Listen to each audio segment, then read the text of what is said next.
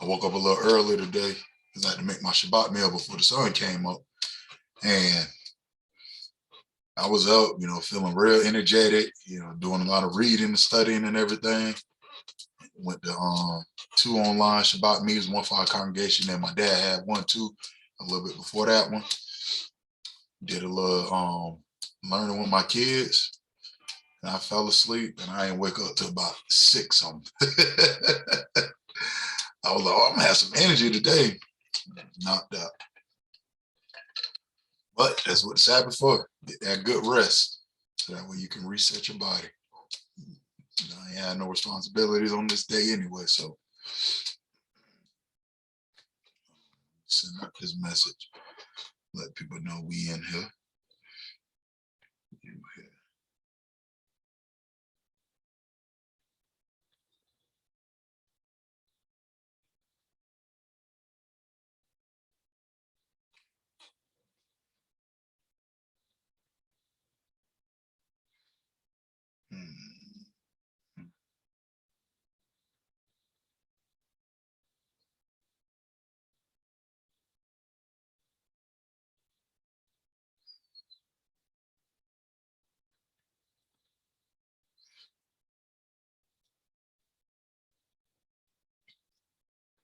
Man, this one contractor that I get tech work through, they be playing, man. They really be playing. They got a job board where all the jobs that don't go claimed, you could go on there and you can apply for them to claim them. And bro, I didn't apply for like a couple of these positions to get them, and they ain't send me no message on you got it, you didn't get it, and they tripping.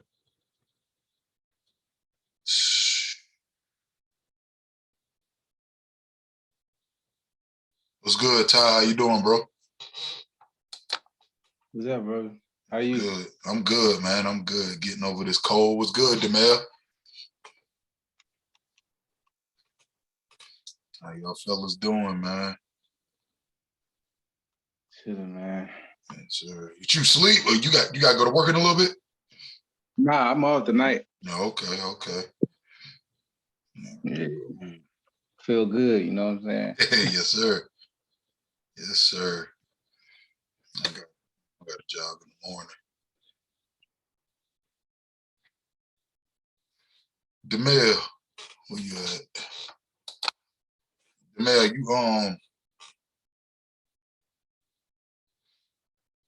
let me know if you're busy Monday.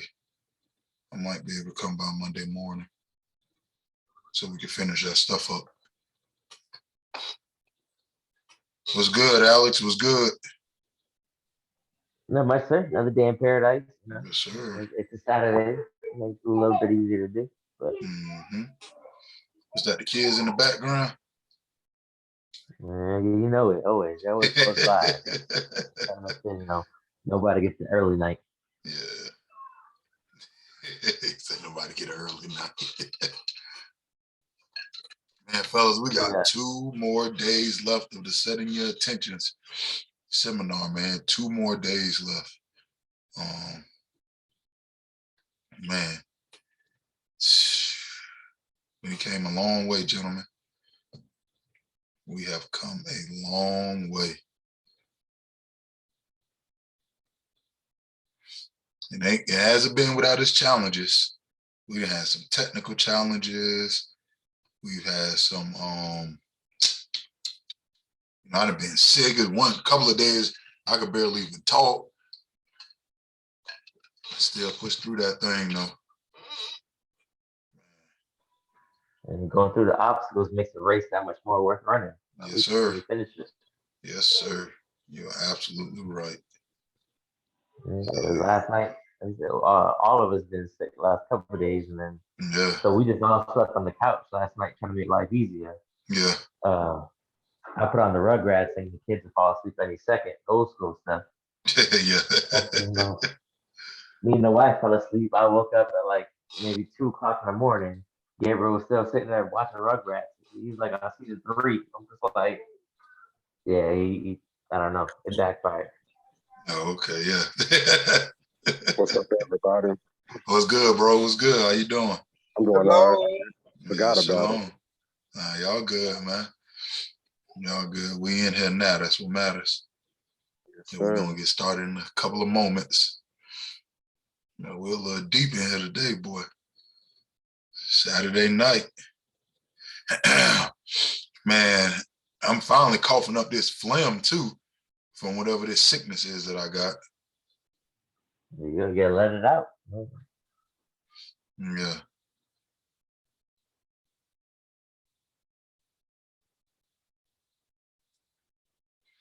Hold on. I'm just sending out these last messages. You was talking about the struggles we went through so far while we were going through this. I don't think you mentioned the tablet, but oh yeah, that was day. What was that? That one day one. What? That yeah, I forgot all about that.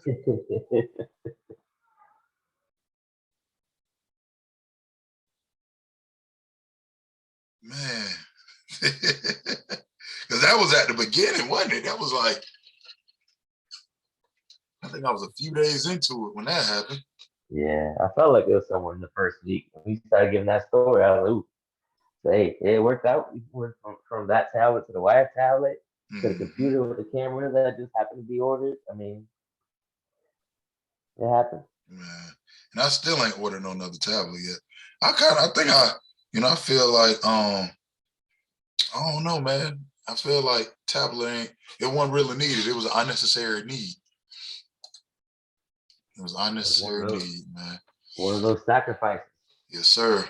But we're gonna go ahead and get started, gentlemen. If anybody else come in, then they'll just come in. So go ahead and share my screen.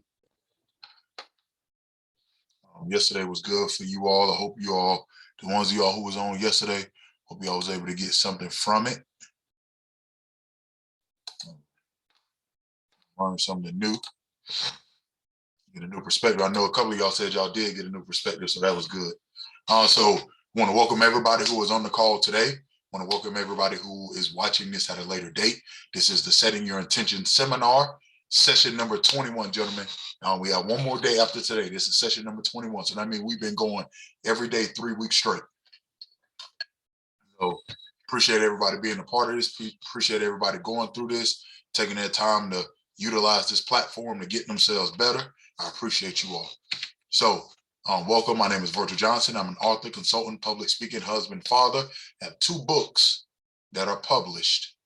You can get those on Amazon. Make Your Enemy Your Footstool, How to Use the American System to Your Benefit as a Black Individual in America, and the Garden Bed of Life Journal.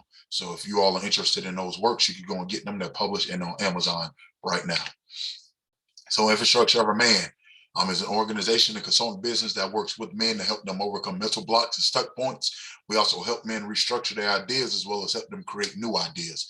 We work together to form a support system where men can go to be understood, supported, as well as have an accountability group that will encourage one another to achieve the goals that they have set for their life. Our aim is to ensure that real men prevail.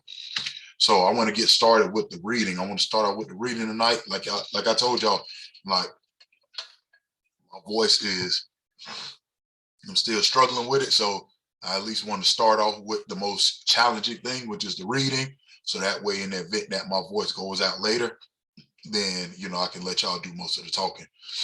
But I want to start off with the reading. So yesterday's letter that we read,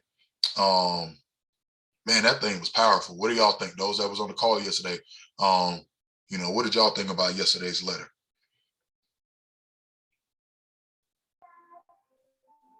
It's pretty solid. I think I mentioned it yesterday, but as far as the depth of not focusing on what you're enjoying, but why you're enjoying it. We talked about it before in the other meeting. And I thought about it from my perspective. One thing I never questioned myself on was why I enjoyed the position I was in when I was in the military so much. Wasn't really because of the authority I had or the difference I was making for the country, but it was just I enjoyed teaching, I enjoyed leading, I enjoyed helping others to become their best selves in that situation. So just looking at it from that perspective makes life a little more simpler as I transition. So Sir. And here's the thing, gentlemen. When you figure out the intangibles of why you want to do something, that's so important, because a lot of times we hook ourselves to circumstances that we don't need to be hooked in. And that could be a job, that could be a relationship, that could be with certain organizations or groups or whatever. We connect ourselves to things because we don't necessarily know specifically why we like doing something. But when we get down to the intangibles, so for instance, like the example I gave, I loved coaching. Coaching was the first thing in my life that I had done that I was passionate about when I used to coach youth basketball and high school basketball. And I thought it was just because I liked coaching, but no, I realized I'm a creator. I love creating. So me creating plays from scratch and then watching my players make the plays come to be, and then them working, me teaching, me inspiring, me pouring into people, me helping improve individuals' lives, like me helping push somebody past the limits that they didn't know that they can push themselves past. Those were the things that I enjoyed. Coaching was just the vehicle that allowed me to test drive those abilities. But once I realized that, then I was able to say, hey, you know what? I don't have to do just coaching. I don't have to put myself in this box to do these things that I love to do. So a lot of times, let's just say we stuck in a relationship because, oh man, we really want to help somebody. So we end up in a relationship with somebody that we have no business being with. When we realize, why do we like helping people? What are the aspects of helping people we like? We don't have to put ourselves through unnecessary trauma. We could go and volunteer at, whatever, a local pet center, whatever it is we feel like we need to do or we like doing, we can do those things in different avenues. So that's why it's extremely important to figure out why you love doing what it is that you love to do, because that gives you more options. You know how many people, they lose a job and they're like, oh my gosh, I've lost this job. I'm never going to find another job, like this, and they kill themselves. Like, or they go through a deep depression because they don't know how they're going to be able to do that thing that they like to do. No, figure it out. Figure out the exact tangibles of why you like doing it. So then that way, no matter what, you can always do it everywhere you go. And then on top of that, you don't have to waste your time doing things that you really don't like to do. You can, like, life is already difficult. Life is not difficult. Life is already challenging. And you already have responsibilities as a man. So you might as well handle your responsibilities doing things that you enjoy to do. Just like Hill Harper has been saying in all of these letters, I got to pay bills. I love acting. So if I got to pay bills, I might as well pay bills acting. I might as well pay bills doing something I love. There's nothing saying I gotta shovel elephant dung just to take care of my family. There's nothing saying that I gotta go break my back on a construction site. There's nothing saying that I gotta work all these types of crazy hours and let somebody just talk to me any type of way because I got bills and family to pay, bills to pay and family to take care of. No, you can figure out what you love to do and do that thing and still take care of your responsibilities. You don't have to struggle in life. You don't have to. Now you have to go through challenges. You have to go through obstacles. You have to go through things that are gonna refine you and test you. Yes, you have to do that. But you can do all of those things by doing what you love to do. Hill Harper gave a great story about how he was working on a Broadway production in Detroit. He was working on a Broadway production in New York, and he got opportunity to be in 8 Mile, but the job didn't go through, whatever. Like, he still learned a valuable life lesson. He still had to go through a trial and tribulation, but he did it in something that he loved to do anyways. So that's the thing, gentlemen. Like, you don't have to beat your head all across a wall. Figure out what you love to do that. And that way, at least when you go through the trials and tribulations, you'll have a reason to keep going. That's why a lot of people give up. That's why a lot of people quit. That's why a lot of men, 80% of suicides are by men. That's why men check out, because they're already doing something that they don't like to do. So now when you're going through this stuff, it's like, I already don't like doing this anyway.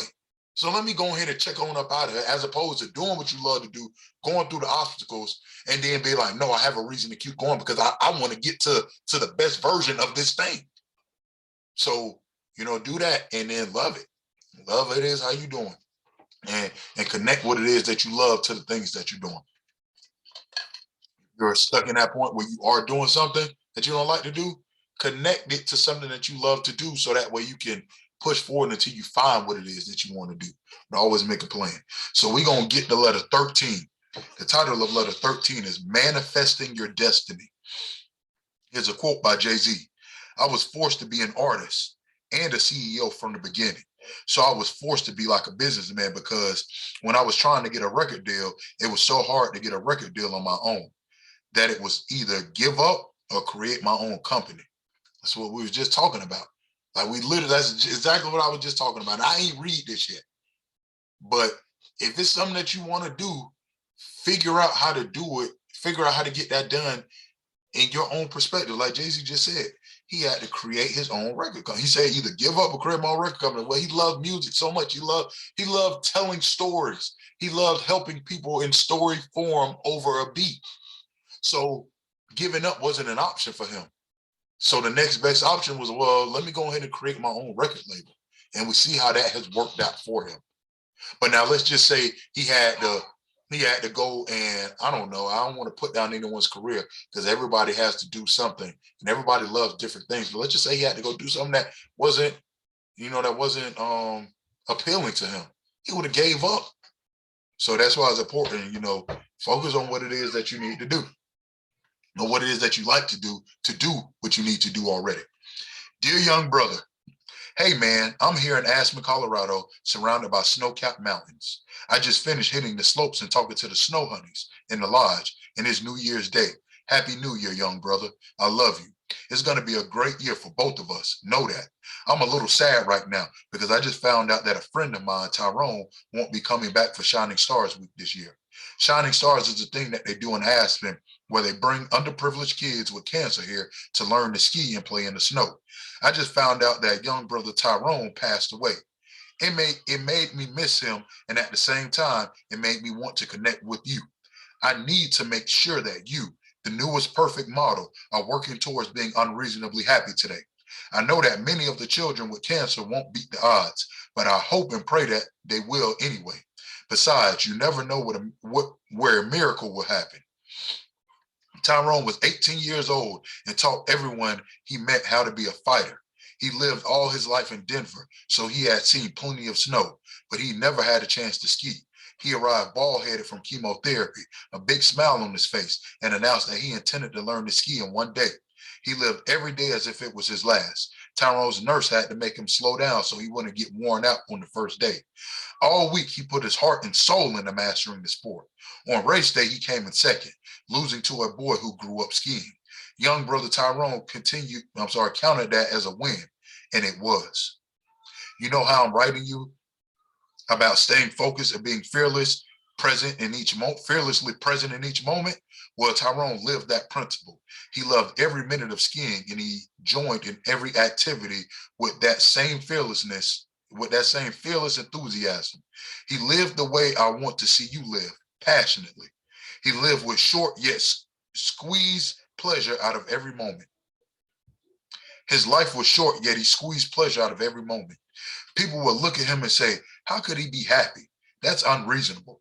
Tyrone personified being unreasonably happy. I love Tyrone and his spirit. He inspired me and everyone he met not to make excuses and to live fully, just like I've been asking you to do in my letters. He dreamed big and lived those dreams. He didn't just try, he did. You and I, all of us, have some of Tyrone's spirit in us. We have to bring it out. In my last letter to you, I asked you the same important question I asked myself. What do you dream about? What are your goals? How do you see your life unfolding? Where do you see yourself in the next year, the next 5 years? Your response to me was, I don't know. But you know I'm not going to let you off the hook that easy. You do know the answer to my questions. The answers are already inside of you. How do I know that? Because the universe has already provided a preordained destiny for you that is yours and yours alone. It's like a fingerprint. No two are alike. Your destiny is unique to you, and it's only through specifically answering these questions that you allow the universe to help you achieve your dreams. That is what manifesting your destiny is about. Answering questions like those above, and then taking the steps to put into action the thing you were born to do. It is usually out of fear that won't allow us to access the answers that are already inside of our hearts and minds.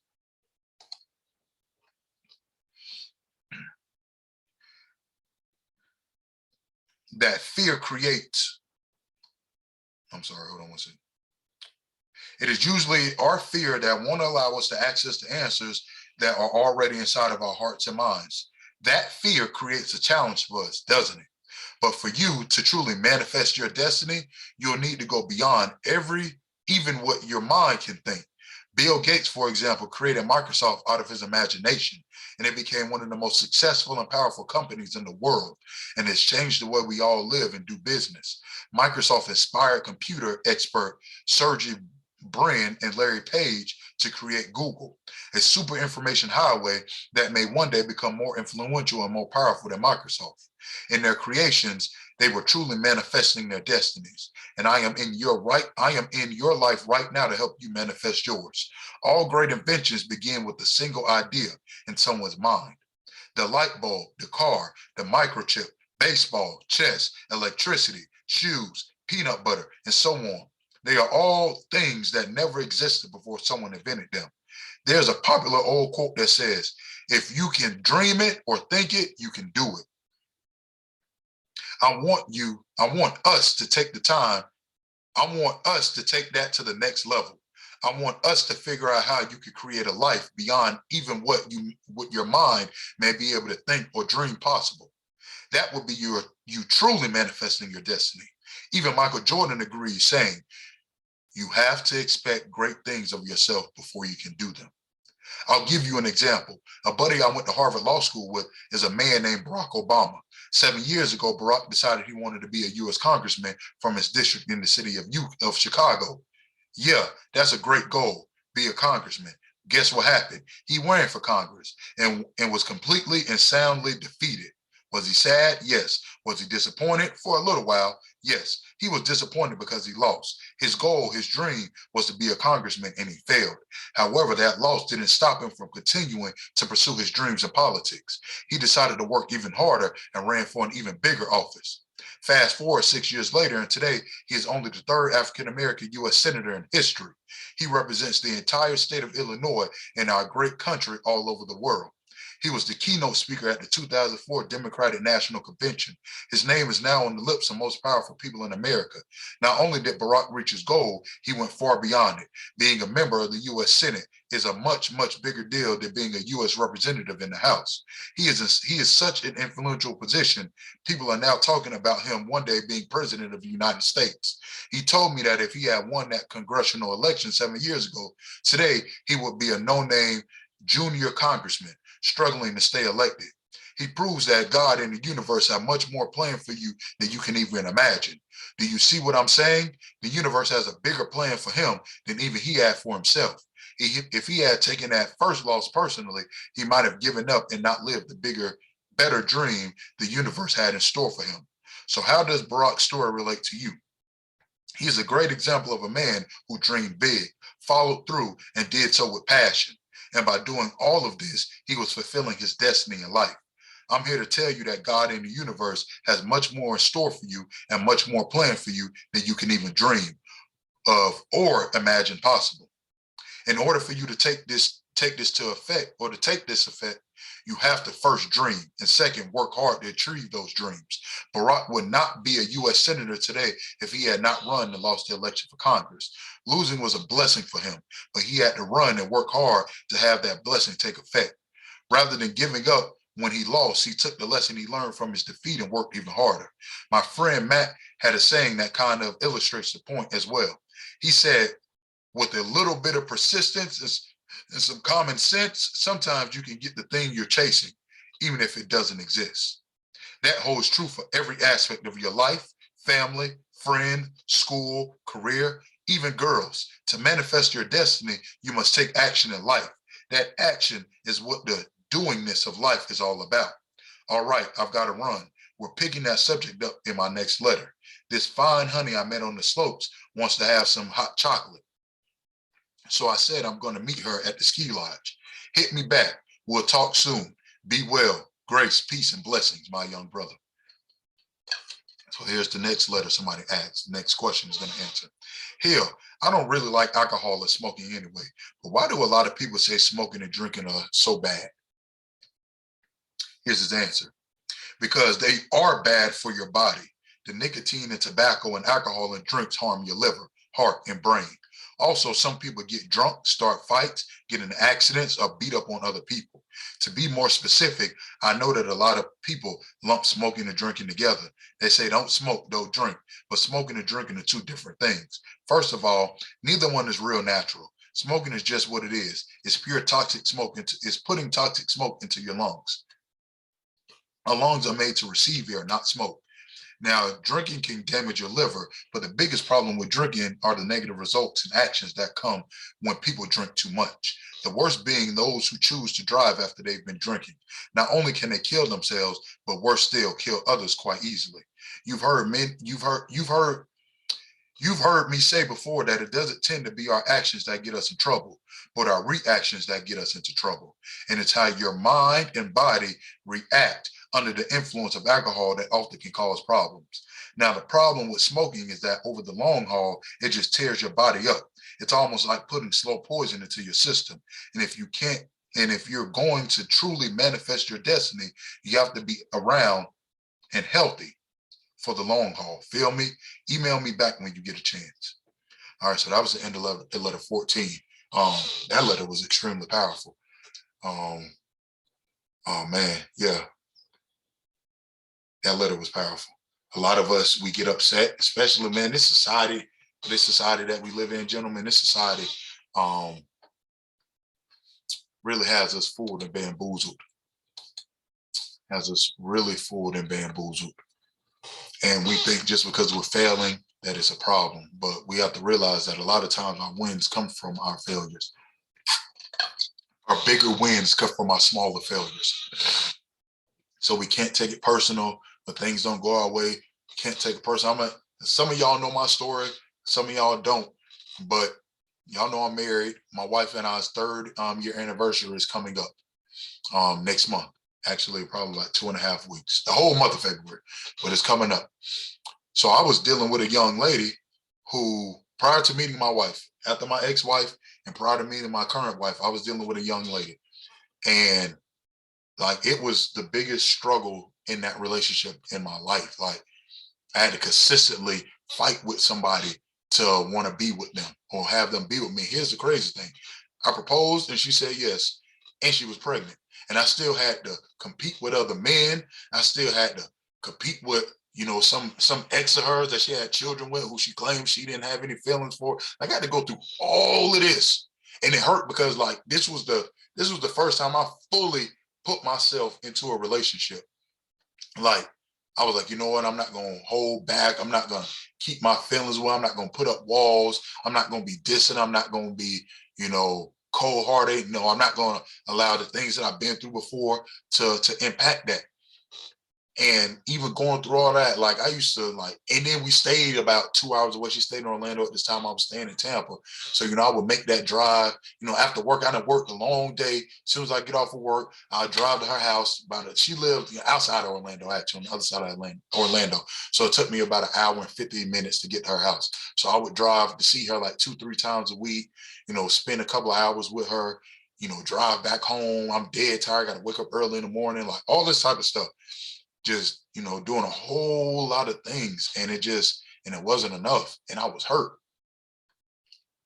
But had I allowed that hurt to, truly affect me, I wouldn't have met my wife now, who's a wonderful woman.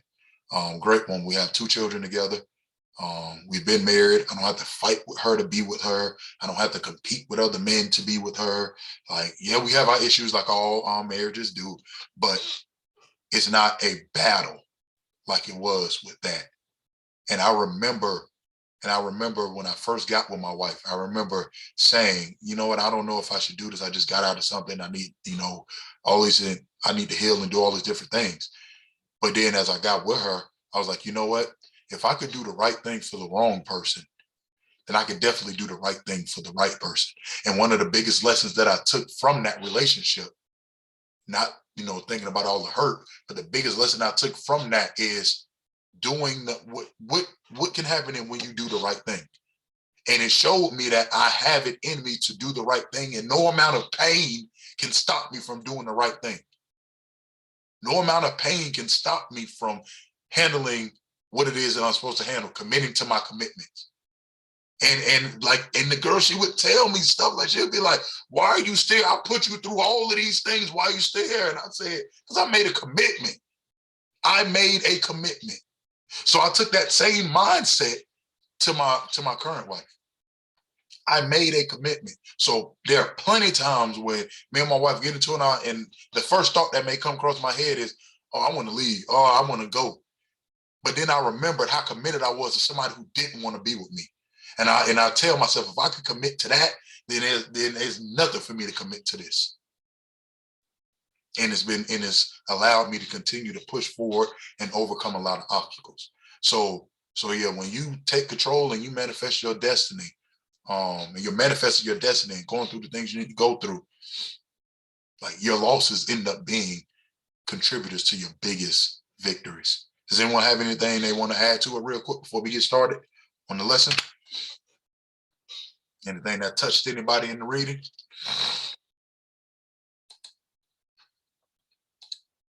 All right, we're gonna go ahead.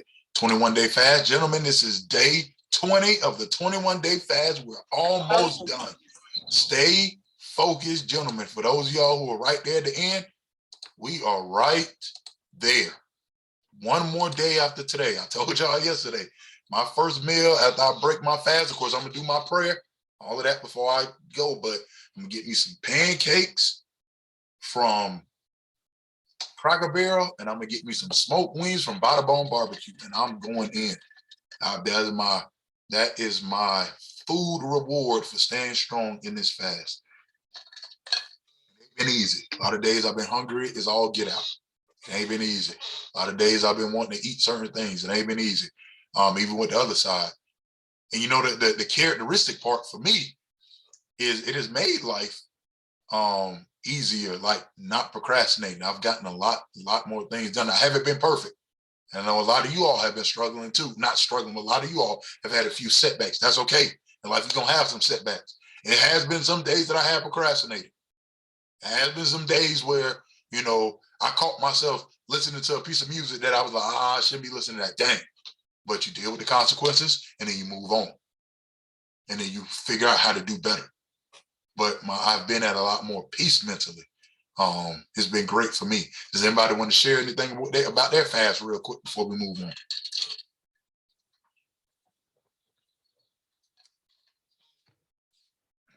All right, then we'll go ahead and move forward. So, as we know, today we got one more day left. So tomorrow, we want to make sure that we got everything in order that we need, so that when we take our petition and our intention to the universe, to the creator, to God, to Allah, to Yah, to whatever we're calling this entity, we are all set to go. And we're all prepared mentally, physically, spiritually, all of that. Because if we have really been doing what it is that we're supposed to be doing, these doors are going to start opening up, fellas. These doors are going to start opening up. So I want to just take the day to just, if anybody got any questions on what they need to do, got a quote right here real quick. Small disciplines repeated with consistency every day leads to great achievements gained slowly over time. So these things are going to start coming, gentlemen, but you need to make sure that you are prepared for these things as they come. That's why we touched on all of the things we touched on, gentlemen. Like, I went over overcoming fear, because a lot of times, a lot of us aren't truly used to getting, like, we get what we ask for, but we never really get what we want. We get what we ask for, but we don't always get what we want. And so when we start getting what we want, that could become scary, especially when you see it wasn't by accident. Like, your purposeful actions and intentions cause you to get what you want. That could be scary. That's why we touched on how to overcome fear. If you're trying to achieve something and you want to achieve something and you don't know how to control your emotion, you don't know how to control how you respond to things, you just react off the emotion, then that could cost you what it is that you're looking for. That's why we went over reacting versus responding. properly setting up goals. That's why we went through all these things. So I just want to go through real quick. Let's touch on the things we've learned and make sure everyone has an understanding of where we should be at. I just want to make sure we're going through that. So if anybody got any questions on anything, there are no dumb questions. There are no wrong answers. There's none of that. If you, something that you might not understand or might be struggling with or whatever, somebody else might be also. That's what we're here for, to encourage one another, uplift one another, pour into one another, hold each other accountable, all of that. That's what we're here for. So let's make sure that we're on point. So let's start with our SWOT analysis. SWOT stood for our strengths, our weaknesses, our opportunities, our threats. Was there anyone struggling with identifying their strengths, their weaknesses, their opportunities, or their threats? If you struggle with that, or you didn't get to it, or you don't know how to, speak up now so we can go over how to come up with those and how to identify those. So that way there won't be any, you don't want to be standing in your own way on trying to accomplish what it is you're trying to accomplish. You don't want to stand in your own way, because it's a hurt feeling when it's time for you to do what you know you need to do, and you are the reason why you can't get it done. That hurts more because you can't blame anybody else. Can't blame nobody else but yourself. And that's a hurt feeling. You don't want to deal with that unnecessary hurt. So is there anybody who's struggling with these things? What are your strengths connected to your goal? What are the weaknesses? What opportunities do you have? Sometimes this is the biggest one, the opportunities. Threats are important too, but opportunities. Because if you don't know how many doors you have to walk through, then you're not going to know that you actually have a way to get where it is you're trying to get to. So you got to be able to identify all your opportunities so you know where to, like, how can I go? Where can I go? Like, it might be something small, something little. Like, for instance, I'm gonna use DeMel as an example. DeMel, your brother-in-law owns a pizza parlor. He's an entrepreneur. He owns a pizza parlor. That may be an opportunity for you because he may have access to customers who may need your video editing skills. Somebody may come in and enjoy pizza, and then now your brother-in-law got your advertisement popping up on one of the TVs, and someone be like, oh, I need some video editing. Boom, that's an opportunity. But if you don't even think about that because you're like, well, my brother makes pizza, my brother-in-law makes pizzas, so there's like, I can't do anything with that. You know, that has nothing to do with video creating. But that's an opportunity. So we got to think about all these different types of things. I know Derek's not on the call right now, but Derek, boom, Ariana needs video editing. DeMel, there you go. You got a client right there. Derek, he's not on the call right now, but Derek just got a position as a position as a car salesman at CarMax. Alex, one of your goals is to pay off your vehicles. Derek may know a way that you could refinance to lower your payments and knock off some of the money you owe. That's an opportunity. That is an opportunity right there. And there's so many others that we have out here. So these are, you got to really outline your opportunities. Then, of course, your threats, what can keep you away from that goal. So nobody has any questions on that. SMART goals, making sure your goal is specific. We got to know exactly what it is that we asking for. So that way, the most I can open up these doors. So I'm going to tell y'all real quick, me being specific, when I wrote down the specific things that I wanted, I got a mentor for those things. And then I got access to resources to help me get those things. I've been looking for a mentor for years, public speaking mentor. As soon as I wrote it down, got it, got the mentor. And here's the thing, I didn't ask her. She told me she was going to be my mentor. That's how wonderful it is. I didn't have to go out and search. She told me she was going to be my mentor, and she gave me things to do. And she said, I want to see you be good at this, and we're going to make sure that you succeed at public speaking. That's what she told me. I didn't ask her. I just called. Somebody gave me her number. I called her, asked her a couple of questions about resources. And she took it upon herself to put herself in a role that I needed, but I didn't ask her for. But that's what happens when you're specific about what you ask for. And the universe will conspire for you to bring you those things. Got to make sure it's measurable. So that way you ain't just measurable and time-based. Got to make sure you're able to to put a time on. That's why we doing our 365 days, gentlemen, starts Monday. So tomorrow is the last day of our fast. Once our fast is over tomorrow, we put our petition out there for our intention. And then day one of 365 is Monday. So 365 from Monday is the day that we want to reach whatever it is we're trying to achieve. So that's how I should line up. 365 days. So that means next January, around this time next January, you should be standing where it is that you want to be standing at. Alex, both of your vehicles should be paid off. What's 365? What's today? The 22nd. So your vehicle should be paid off like the 21st or the 22nd, January 2023. That's where we all should be at. Derek, I know he ain't on the call, but I know he's going to listen to this later. Derek should be in his home. He should have his home January 21st, 22nd, 2023. So this is where we should be at. Got to make sure the goal is attainable. It's relative to what it is that you got going on. Making sure that we got all that. So everybody's straight on that. Everybody good? Anybody need help with trying to niche their goal down to be specific? So I know when we were talking about the goals before, a lot of y'all have very broad goals. I don't want y'all to be like, oh, this doesn't work. Your goals are very broad. You need to be, so if you need help niching down your goals to be more specific, please speak up. If you need to learn, if you need to understand how to measure your goal, please speak up. All right, move on to the next thing. The 5 W's of goal setting. Where do we want to go? Why? You got to know your why. How?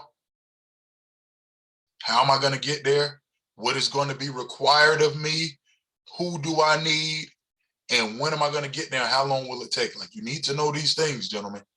These are very important, especially that why, because you're, like we just read in the book, Barack Obama didn't get that position as a congressman. He got the other position in the, what was it, the Senate? His why was strong enough to make him keep going. He didn't say, oh, this political thing ain't for me, and gave up and went and did something else. No, he kept going. And guess what? His why was strong enough to push him. And as we know, the book was written, in the early 2000s, but as we know, he ended up becoming president.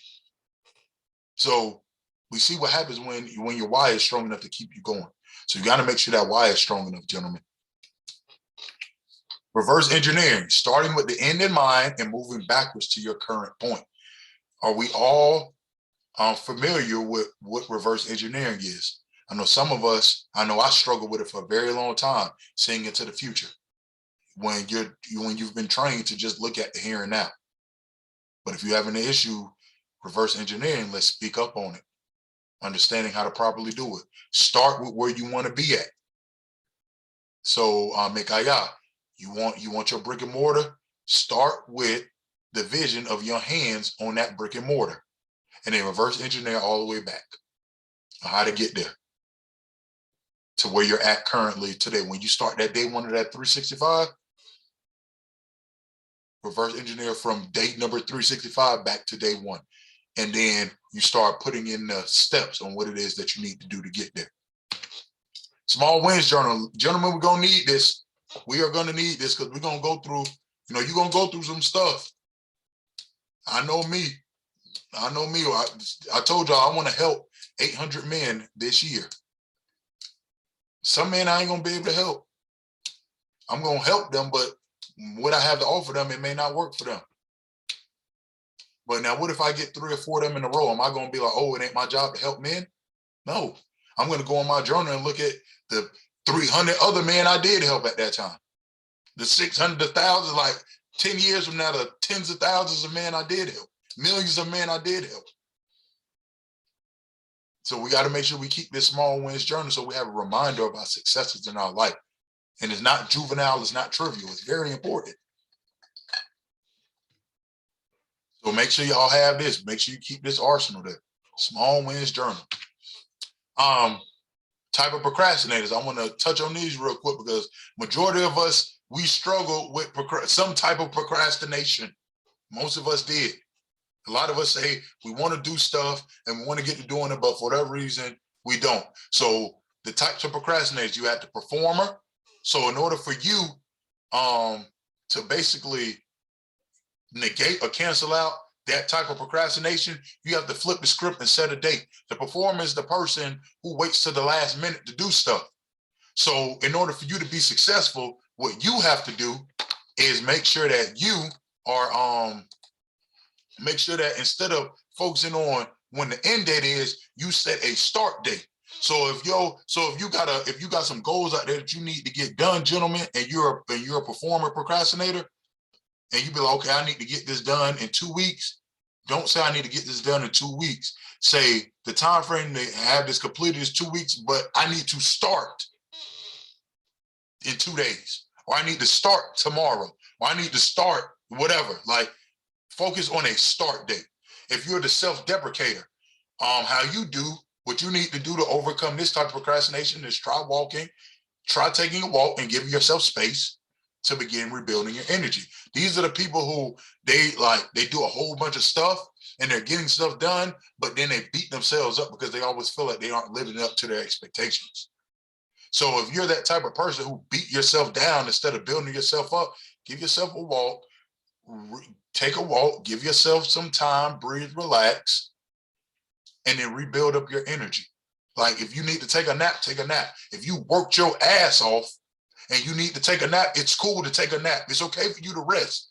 That don't mean you're finna go lay up for 7 hours. If you need 20 minutes, 40 minutes, an hour, because you've been busting your tail to achieve what you need to achieve that day, it's okay to take a nap. That's fine. You've earned it.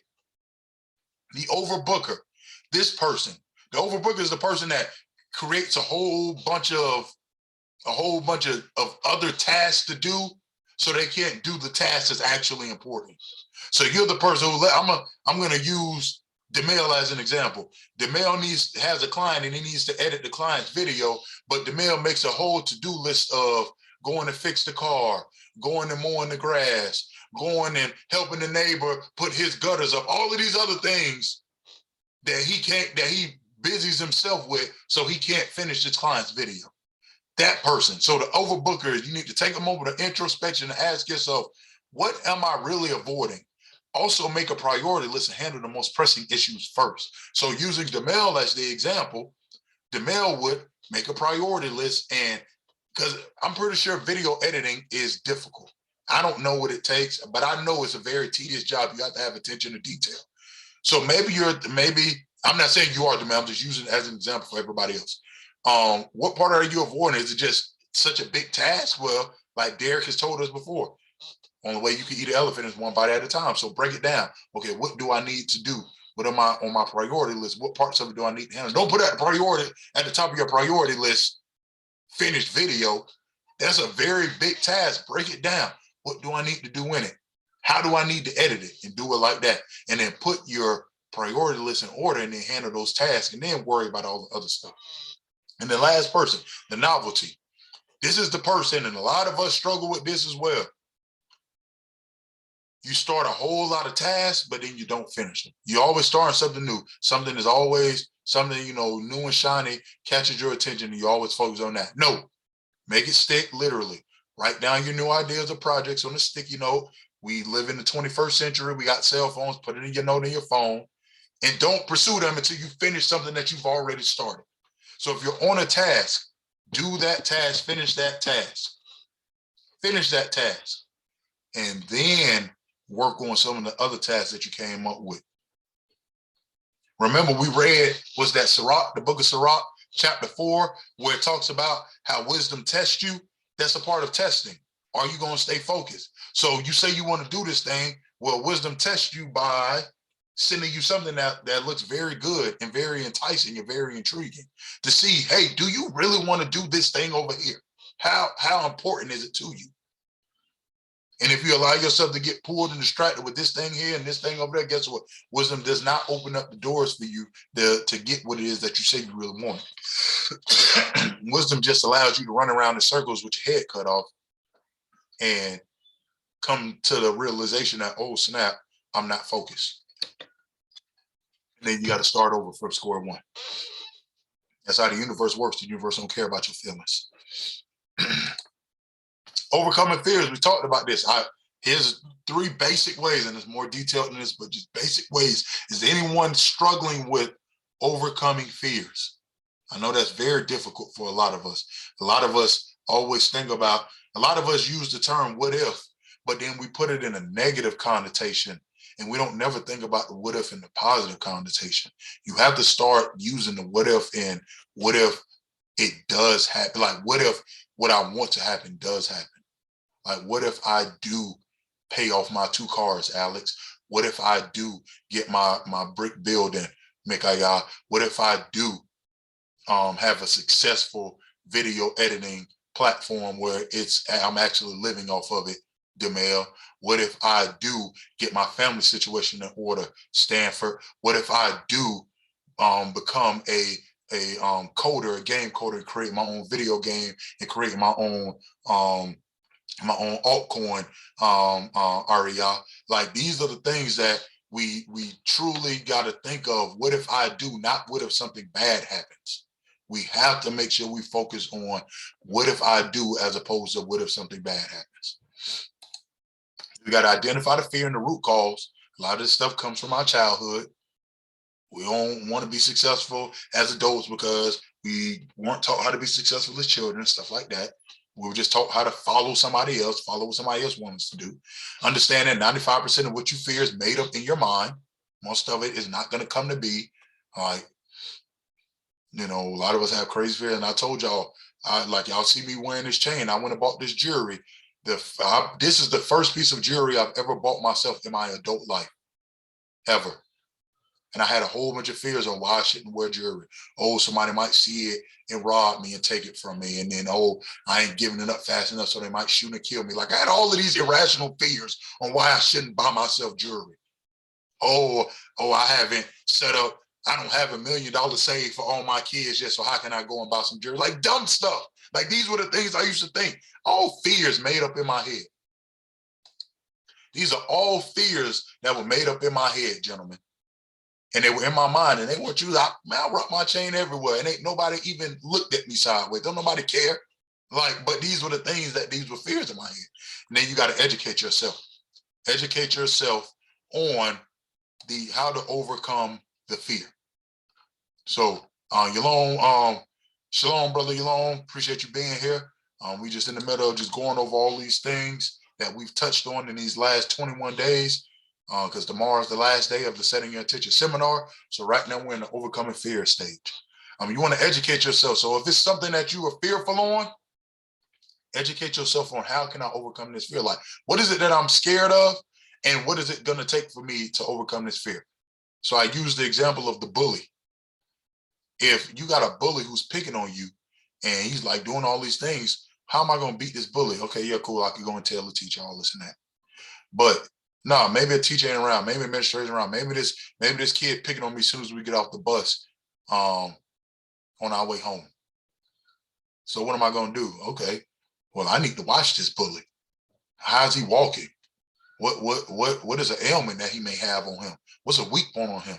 So that way, if he come put his hands on me, let's just say I see he kind of walk with a little limp, or maybe he bigger. I know bigger people, they get them growth pain. When I was younger, I know how many of y'all got it, but y'all get those lumps on the bottom of your knee. Growth pains. Well, he a little bigger. He might have them lumps. Like, oh, he got them lumps on the knee. Maybe if I kick him in one of them lumps, he'll leave me alone.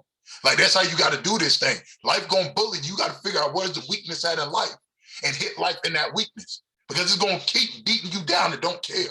Life does not care. You have to educate yourself on how to punk life when life trying to punk you. You can't just lay down and ball up in a circle and ball up in a ball and hope life just stop beating you up. That's not going to happen. Life not going to stop throwing fears at you. Look at the government. Every time we turn around, look at the government we're in. Every time we turn around, gentlemen, every time we turn around, it's something else that we should be afraid of. This society that we live in is not trying to excuse me. This society that we live in is not trying to stop pumping fear into you just because you say, okay, I'm scared. No, they're going to keep making you scared. So what do you got to do? Okay, this is what y'all want to do. Well, I know how to get y'all. I know how to get y'all. Oh, this is what you said I should be afraid of. Okay, this how I'm going to defeat what you said I should be afraid of. That's what you got to do, gentlemen. So is there anyone who's struggling with overcoming their fears? We can talk about it. Is there a fear that you're struggling with? You might put it out there right now. Somebody is struggling with that same thing, and you might empower them to overcome what it is that they're struggling with as well.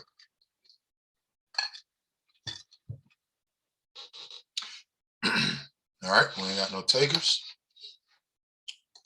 All right, let's see. Men, issues, and tools, gentlemen. I just put a few of them up here. What do you struggle with mental? This one right here, it's called the feeling wheel. I know you can't really see it right now, but you can go and Google it later. The feeling wheel. The feeling wheel, you start with the most inward part of how you're feeling, and then you work your way outward. So that way you can properly communicate and understand how you're truly feeling. So instead of just saying, oh, I'm mad or I'm sad, no, you move yourself a little bit out. Okay. I'm hurt. Okay. And then you move yourself a little bit further out. I'm disappointed. So that's where this feeling will come in at. Here's a couple of books. The Way of the Superior Man changed my life. Battle Cry, great book, changed my life. Like, these are some great books that you can read as men, especially The Way of the Superior Man. Like, a lot of us are struggling with probably understanding the woman that we with. Man, look, and I ain't gonna say we perfect, but like I told y'all, when I read this book, I stopped taking 99%, 98, 97% of the things my wife do and say personal. I stopped taking them personal because of the stuff that I got from this book. So in past situations, when, a woman would do something to say something to hurt my feelings or whatever, I would take it personal and then withdraw or draw in or put up walls and all this and that foolishness. As I read this book and understand where it came from, how to fight it, and tools in order to combat it, man, it's been great. And my wife has been feeling more loved and protected, as she should. So, like, one of the things, when my wife, we may have a disagreement. One of the things in the book, it tells you, say, when you and your wife may be having a disagreement or she mad about you or something, do something that she likes. So, like, if she likes something, like, make her laugh, break the tension, like that little thing right there, gentlemen. I promise you, when you and your wife are in the middle of something,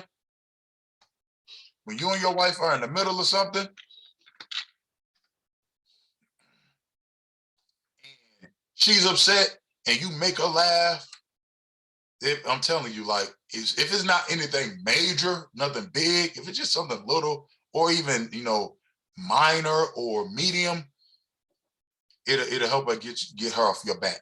Like, one of the other pieces of advice, like, you go over and you just grab your woman and you push your body up against, especially if you're someone that's bigger than your woman. You press, not in like a dominating way, but not in like a forceful way. But you look like, I'll go over, me and my wife will be getting to whatever, and I just go over to her and I'll grab her, not forcefully, but I'll just grab her and I'll hold her and I may, gently pin her up against the wall, press myself on her, and kind of look down on her and kind of kiss her, just to show her, like, wait, hold on, I'm the one that's still in charge here. Like I'm the dominating one here. So we're gonna go ahead and calm down. What you're doing is you're recalibrating the roles of you being in charge, and then you're showing her that you have control. And then what you do is you're doing that, but then you go over and you kind of give her a kiss or whatever, and you're showing, hey, I'm in control of the situation. Here's the situation. We're going to be calm and peaceful to one another. And I've done that. And sometimes my wife will be like, no, get off me.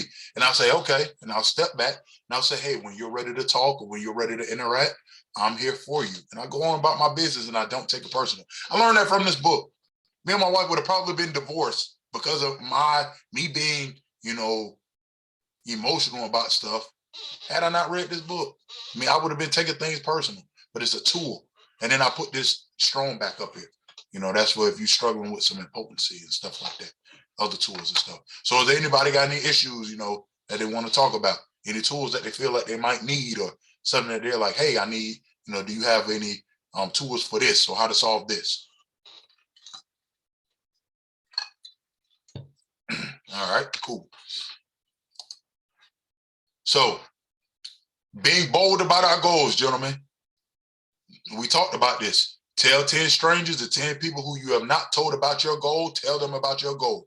Every time I go into a customer's house or a client's house, I am letting them know, and because people always ask me, so is this like when I'm going to people's house and I'm putting up their cameras, their security systems, mounting their televisions, I'm putting together furniture, stuff like that, doing handyman work, fixing plumbing, all of these different handyman tools and technical things that I do, troubleshooting their devices, all of this and that. They always ask me, so is this the only thing you do? Or do you do other things? And that's when I let them know, no, hey, I have a consulting business, and my goal by the end of the year is to help 800 people. I let them know. And me doing that, I have, oh, do you have a business card? Do you have a social page? Do you have a phone number? Because I have a nephew, or I have a cousin, or one couple was like, hey, there's this whole online platform that they're trying to figure out how to help men. Here's the link to it. Like, when you put those goals out there, you get what it is that you need. And we talked about this. A lot of people, I've heard I've heard this advice being told. When you're trying to achieve something, don't tell nobody your goal, keep it secret. I'm telling y'all, that's fear. That is fear. You want to know why that's fear? Because when you're in line with doing what it is that you're supposed to be doing, ain't a soul living. There ain't one soul on this planet that can come between and stop you from doing what you want to do, especially when you're in alignment with the Most High. When you done went to the Most High and said, this is what I want, and he's going before you and orchestrating, there ain't a soul that can stop you. So for you to be all scared, I don't want to tell nobody what it is that I want to do because they might stop this and that, they ain't going to stop nothing. And if they stop it, it's because you ain't strong enough to overcome them. That ain't got nothing to do with them. They got everything to do with you. So if somebody's strong enough to stop you from doing what you need to do, you need to reevaluate yourself, not put it on them and say, oh, they coming up against me. They're supposed to come up against you. That's how you prove how strong you is. When you get on the weight bench in the gym, you don't say, oh, the weight trying to be strong, the weight trying to be too heavy for me. No, that's how you test your strength, putting the weight on there. Same thing on life. That's how you test how strong you are in life, because of the weight of life. And if you can lift the weight of life, then you know you can overcome that. If you struggling, you drop that weight on you, that ain't the weight fault. That ain't life fault. That's your fault. Reevaluate and get stronger. Simple.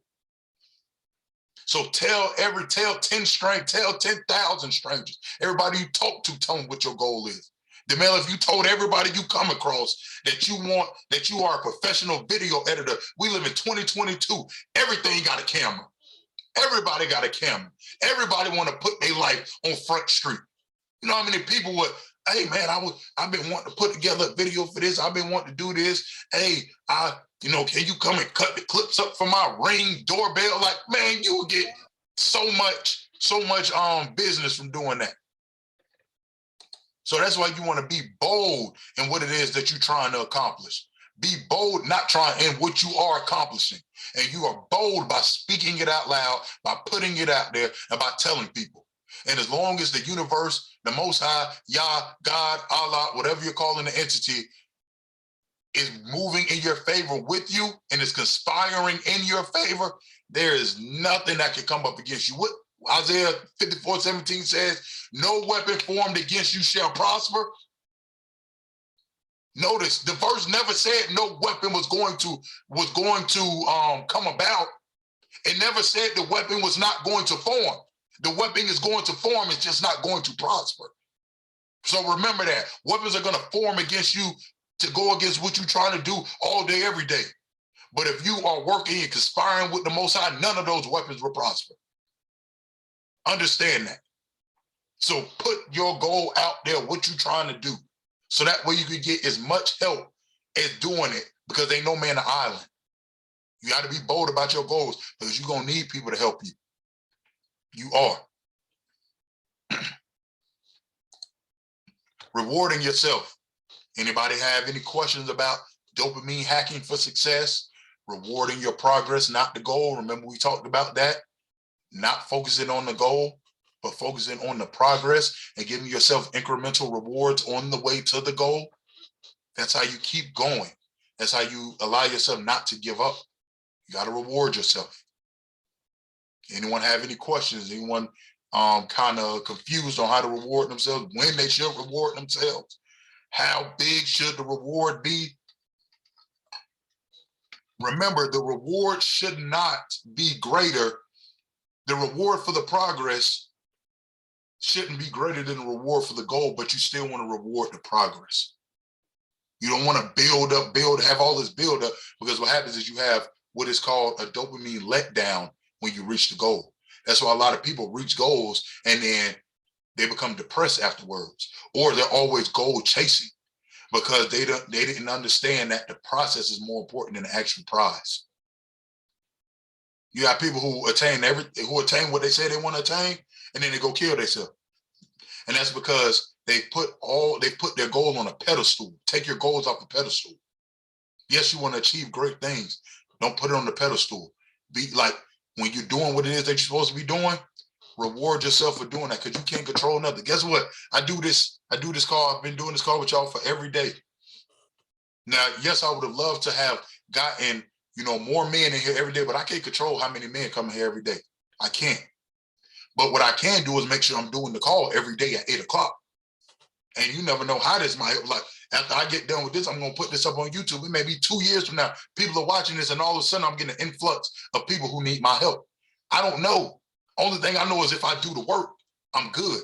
And the process is what's going to bring me the reward, and focusing on the process. So me making sure I do this every day, that's what I reward myself for. So you all have to make sure you understand that. Dopamine hacking for success. Does anyone have any questions about dopamine hacking for success?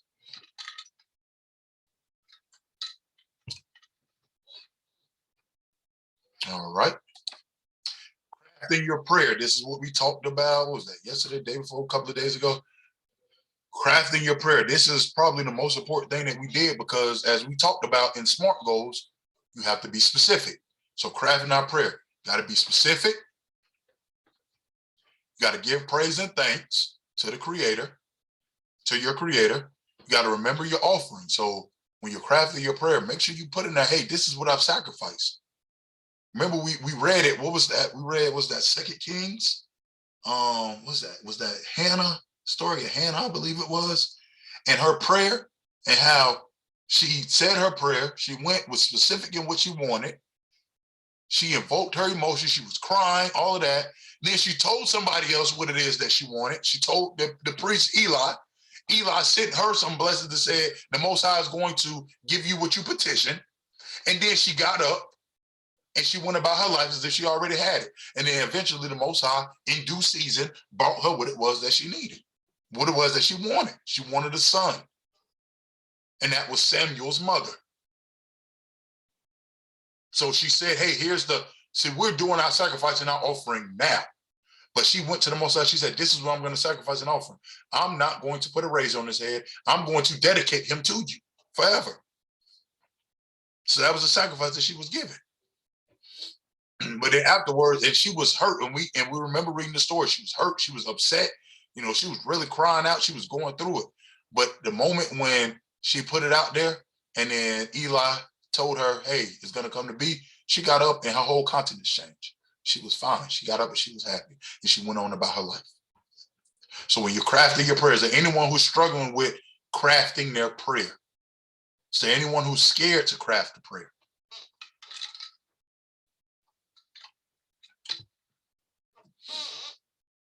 All right. So that's that. We that. I want y'all to be at peace, gentlemen. Be at peace with what it is that we're going to achieve. We do the work and do what we're supposed to do. The things of which we want to achieve, we're going to achieve. So we have to be at peace with them. Does anybody have any questions about the lesson at all? Anything they want to add, anything they got into it, got from it. If y'all have any questions later on, feel free to text me. Feel free to contact me. Tomorrow's our last day, gentlemen. Tomorrow's the last day of the Setting Your Intentions seminar. I'm going to be doing these Zoom calls. I'm not going to be doing them every day after tomorrow, but we're going to be doing weekly Zoom calls. Multiple ones weekly, just not every single day. But I want to let y'all know tomorrow is the last day for it. So if there is anyone who has any questions, don't be afraid to ask. Hopefully I was very clear throughout the last 3 weeks on how to get done what we need to get done. That way we could go from there. All right. So I appreciate everybody. Nobody has anything they want to add either. I appreciate everybody. And I will see you gentlemen tomorrow, 8 p.m. Last day tomorrow at 8 p.m. All right, shalom. All right, shalom. All right, everybody. All right. Take it easy. Sorry, y'all take it easy. Recap that our goals and the tips refresh, you know. Mm-hmm. All the assistance that we went over the past few weeks refreshed. And, Yes, sir. you know, fresh tools on the tip of the tongue. You know. Mm-hmm. It's been a long 3 weeks, but it was good to do that next week. Mm-hmm. I know we needed it. Sometimes people get lost, and I know I gave a lot of information. So I know people needed it. Yeah, it was kind of good because at this point you get to put them more or less together after you practice a few of them at the same time. So, Sure. Yeah, I'm excited about seeing everybody accomplish what they need to, what they want to accomplish. Especially as men, like we need the reward. We need the reward of the work that we put in and the sacrifices we make. All right, gentlemen, y'all ain't got anything else? Y'all like hearing my voice? Y'all still on, huh? Oh, man. everyone's still shocked from the Titans losing. So it was a hard. Yeah, what? Hold on, you went out. You said what? Oh, you done went out, Alex. Oh, no. Wait, it went to... Oh. Elon, how you doing today? I know you came in a little late. How you doing today, brother?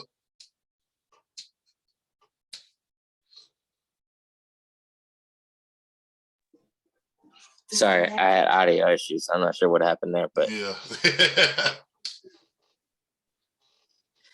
but yeah, it was a rough Titans game. So Yeah, yes, sir. All right, gentlemen. Well, I'm going to get in here. Me and the kids, we started playing Clue last night, and I literally was falling asleep while we was playing. So, so we gonna go in here and hold on 1 second.